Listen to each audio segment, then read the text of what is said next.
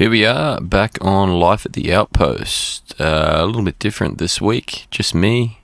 We've just come back from Magic Round. Quite a splendid weekend away down in Brisbane there, watching all the games, but unfortunately that's taken a toll. Mitchie's taken ill and succumbed to the 3-day bender of rugby league and beers.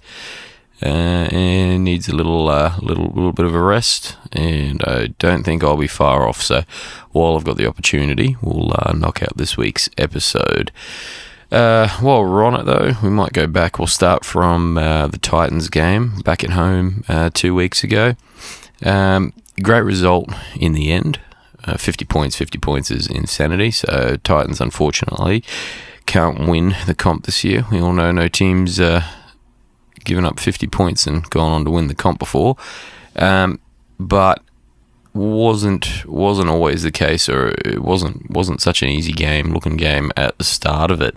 Now I watched the replay of this one. I didn't get to see it live, but first half was I wouldn't say all Titans, but very Titans dominant. I think it was only really Nanai's try right toward the end of the first half there that shored it up a little bit. As story of the year, really slow start. The boys coming out of the sheds and I don't know, just feeling the other team out. I don't know what it is. It's the same thing. Seems to be the same thing, or almost the same thing every week. They allow a bit of a lead going into half time, and then there's all of a sudden a sin bin or something, and then they decide to turn it around or turn up.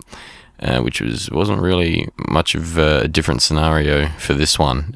Clifford going over for an early try there, and I believe as well a bit of a sin bin at the 30th minute. So there we go. That's right, going to the sin bin with 10 minutes to go on the first half, which is when Nanai's gone over for that try to shore it up.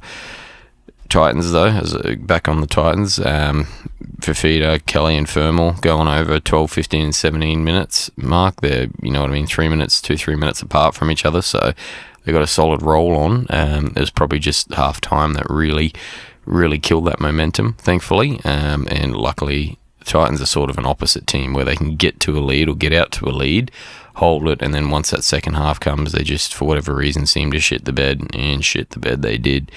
The boys coming out in the second half and absolutely running amok. Nanai with another one, Purdue as well.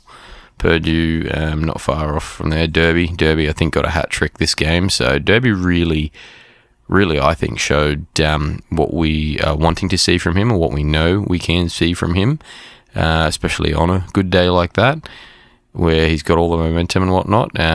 Very, very big body, agile, another almost Xavier Coates like, so very, very handy. Just everyone seemed to have a bit of cohesion, and it was maybe, I don't know whether it's the halftime talking to or the break or whatnot, where they get to have a bit of a minute and reassess, see what the game plan is and go from there. But it was all Cowboys that second half. Titans really had nothing they could do. There was a sin bin to the Titans as well, I believe, in the second half there that helped ease it up for the boys as well, to put another couple points on. But it was, as I said, all Cowboys in this one. Pretty good overall. I mean, result worrying to see another slow start, albeit not as slow as we have seen prior, and not to a team who's you're in too much danger of getting away from you, which was probably lucky in that sense, but not something they're going to be able to maintain all year, especially if we're wanting to stay up at the the top part of the ladder, the higher part of the ladder while we can. There's not a whole lot more to talk about on that one, I don't think. Nanai, I think from what I saw anyway, or bits of the game I saw, had a great game, or bit of a comeback to form. Obviously, he did get a few tries in that one, but outside of that, really just making that spot his own. So taking that opportunity, being named in the run-on squad, taking it and really running with it, which is, I think, again, what we've sort of all been waiting for, and we know he can do. Just something you hope to see moving forward, especially coming into Origin season. Origin selections are only around the corner, so they'll all be wanting to put their best foot forward for sure. With that, we might move on to this round, or round 9, Magic Round. As I said, we got to go down and witness that one live, and unfortunately, similar story in terms of a slow start, very slow start, but probably just talking about being too slow or letting a team get out to too much of a lead. It was just that. Now, I think this game probably was one of the better ones, and there were a lot of close games, or a lot of nail-biter finishes over Magic Round, but this was one of the good ones, one of the better ones, I should say, rather. One of the handful of really good games over the weekend.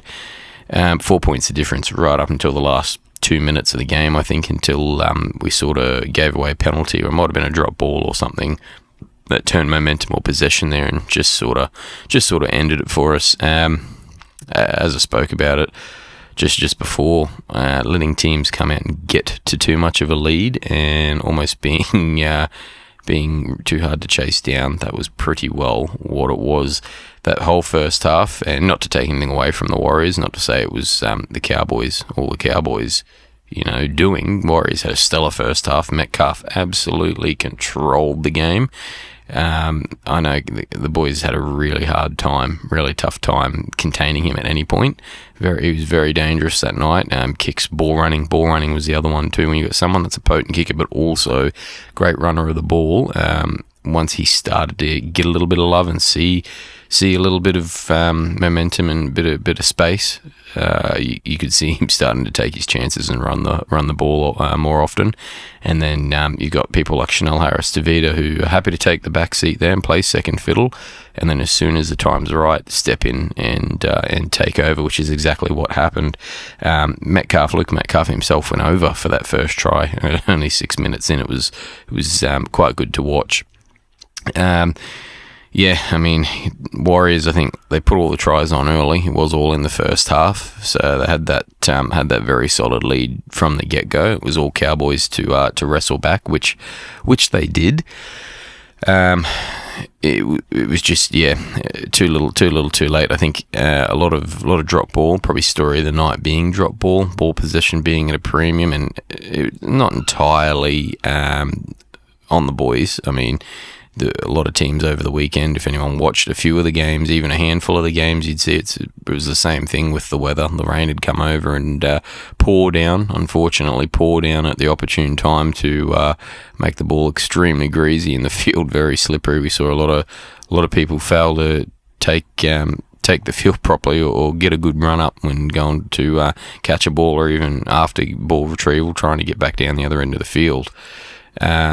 Murray had a very slow start in terms of effectiveness, and that he just had a few errors, ball handling errors in that there. And again, like I said, due to the rain, it's not all on Muzz. It's a tough one at the best of times. But Muzz and even Derby. I think Derby had a lot of pressure put on him. I think he did well considering, but had a lot of pressure put on him early, especially once Metcalf sort of sniffed out how we were handling the conditions and stuff like that.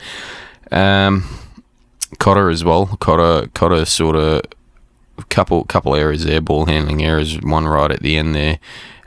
Which again, it just not his fault. The result's not his fault, or not down to him. Even that, you know what I mean. You can't really blame him for how it ended, but just telling story of the night, really. All props to the Warriors. I mean, they played well. They got off to a great lead, and they held on in the end. Considering it was a weekend full, not even just a day, but a weekend full of chirpy Warriors fans, which they love to get around. It was good to see such support in Brisbane away from home for them. But all weekend, and then it was quite funny to see almost all of the second half. The chirpiness died down very quick, right until that last maybe 5 minutes, if that. They started to get a bit more vocal again when it started to look like they might have a chance of actually holding on to the lead. A lot of drop ball, a lot of errors and stuff like that, unfortunately. Drinkwater, again, having dramas. He just struggles to kick from that sideline sometimes, and again, conditions making it harder, unfavourable, wasn't the best of scenarios for him, but we did miss out by 6 points there, which we could have, if we got all of our kicks, we could have, or at least if we got 2 more kicks, the other 2 kicks from the conversion, we could have tied it up. So just one of them things, you want to go up in 6s, not 4s, and when you got a good kicker you're going up against, that's what happens as well. You got to be getting your kicks to keep it even. All in all, though, I think still a pretty good effort from the boys. It's very consistent, like I said, with what we've seen from the last few weeks, the last few rounds, especially where we've started to build momentum.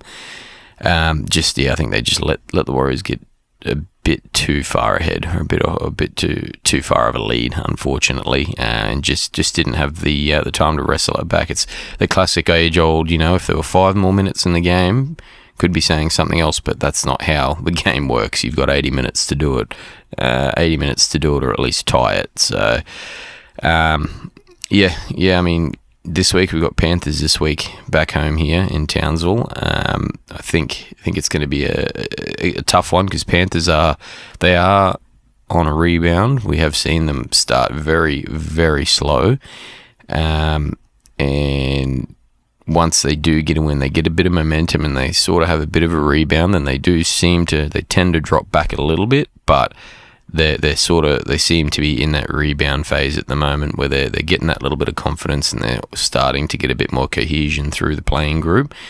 Whereas now as well, we will be 2 to 3 weeks, I think 3 weeks without Cotter, for a high shot. He's gone to the judiciary and pleaded guilty to that, so it'll be 2 to 3 weeks without Cotter for that one. So there'll be a little bit of a change up in the side there, but thankfully we've got faithful old Sam McIntyre who can step into his shoes, which we saw happen late a couple of weeks ago. I think either against the Raiders or possibly in Perth. It was one of the two. Keep getting confused between them, but I think got his spots in safe hands there. The other news with that, though, is it opens up a spot on the bench, which we are finally seeing Tom McKaylee make his season debut this year. So I think a lot of people have been waiting to see him get a shot this year. He did quite well last year when he got his opportunities. Big body with good ball handling, offload second phase, and that are a big part of his game. So something that we do need at times. And talking about, ball control and ball handling, something that's at a premium. So also something that will be very useful and very handy against a dominant Panthers team that we saw sort of absolutely thrash the Broncos. They played a lot more, basic. I wouldn't say basic football, it's probably not the right term, but straightforward, straight up the middle football last week against the Broncos, and got the job done. So if we can nail down a good bit of offloading in second phase, I think we might just be a bit more favourable for this one. Look, I think it is at home, so I'm glad we got another home game here. It's going to be rough. I'll just have a quick look at the teams as we're doing it on a Tuesday here. We do have the team lists ready. So ins for Panthers, which is another big one. You'll have To'o coming back onto the wing, taking his wing spot. So we won't see Young. Oh, I've forgotten his name. Tom Jenkins on the wing. So Jenkins still a big body, but probably not as damaging as To'o. Tough to say considering he had a day out last week against the Broncos, but just that bit of experience in that on the wing there with Brian To'o coming back is going to probably make life a little bit hard, especially, again, like we said, with the Warriors targeting Derby. I think we'll see the Panthers do very similar thing this week. But yeah, I do think the boys definitely can do it. Panthers, even though they are in that comeback period and they are wanting to get some sort of solid footing, they need to go on a bit of a run now. They need to, make a statement and get into it before the season gets too far ahead of them, especially right before Origin season, but so do we. And we have that momentum. We're in that stage or that phase at the moment where we can continue the momentum. We've just had a narrow loss. Time to buckle down and get back on top of it. Our last few Panthers games as well, I know obviously we beat them down there a couple of weeks ago, a month or two ago, but we've seen, if we haven't come away with the win, we've been close. We've been there or thereabouts. So I think this one's going to be another scenario like that. Although I do think we can maintain winning mentality, or winning momentum is probably the word this year. I think the boys have just got to sort of get into it in that first half, even if it's not a lead or a solid lead. Just keep the Panthers from scoring, stop them from getting ahead to a lead, and then in that second half, get into it. Do your work, do what you got to do. Just don't let them get to a lead. Don't be on the chase. Don't be trying to chase it down later on. So I'll be tipping Cowboys for this one. I'll say probably, I think it might be a bit bigger of a margin than last time, but we'll go 12. Cowboys by 12, because I think Drinkwater's going to be practicing his kicking this week. I do suspect there'll be a couple winger tries go over from us, but I think Drinkwater will be probably better off conditions as well to kick in this week. Other than that, there's not a whole lot of news so far at the moment with the team. Obviously, we touched on just before, Cotter missing a few weeks, which is a little bit unfortunate for him coming into Origin, so he'll probably come back. We do have a major buy round, not next week, the weekend after. And then it's only a week or two after that we have Origin Game 1, so selections will be taking place just after that major buy round or during that major buy round. So we'll probably see, I imagine, Cotter, Talangi, possibly Deard and even go off to Origin, Nenai, and obviously Robson off to New South Wales, which it wasn't a loss for us, you know what I mean? I wouldn't care too much for, but Robson being in great form that he is, he'll definitely be getting picked for New South Wales. So I think just touching back on it, I think the boys can sort of come away with the win this week and get back on that winning train before we go into the major buy rounds and get damage through the Origin period. I think that's probably it for this week. Hopefully, next episode we'll be coming back to you as a duo. So there's a little bit more spice and flair added, not just me getting on rambling for 10-15 minutes. Next game we'll be back for will be a home game actually against Manly. So it'll be the rematch up here. So we'll talk to you then, and until then, all the best.